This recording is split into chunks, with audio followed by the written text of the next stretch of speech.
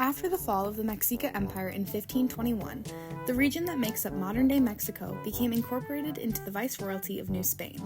Tenochtitlan was re-established as New Mexico, the capital of the Spanish territory.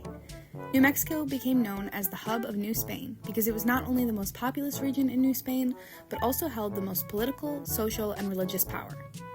The seat of the Viceroyalty of New Spain, the Archdiocese of the Catholic Church, and the most elite families of New Spain were all located in the capital city. Socially, New Spain was divided by the Castas System. The Castas System determined one's place in the social hierarchy based on one's blood lineage.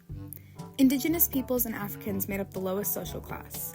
The middle of the hierarchy was made up of those of mixed ancestry, and Spaniards who were born in New Spain were part of the next class, the Creoles.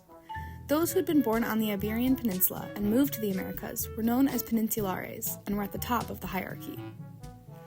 The discovery of silver in the region boosted the economy, but also led to conflict. New Spain was the Spanish Empire's most valuable overseas territory, and silver became New Spain's most important export. The mining of silver was possible in part due to the Bourbon Reforms, which revived mining centers throughout Mexico. The Bourbon Reforms were implemented to maintain control over New Spain by modernizing and strengthening military control and the economy. The Bourbon Reforms increased military presence in New Spain and implemented systems of governance called intendancies. In this system, the region was divided into districts, each controlled by an intendant, or public official. In this way, control over New Spain became more centralized and efficient.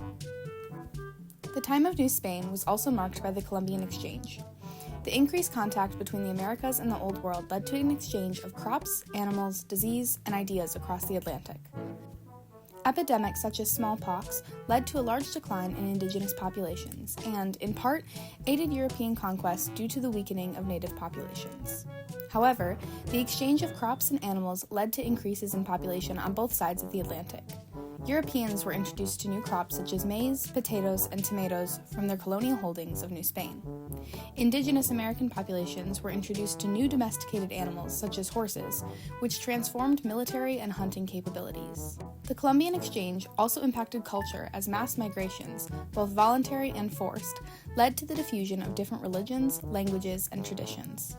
In this way, contact between the Old World and the New World facilitated society's growth, cultural transformations, and ability to expand.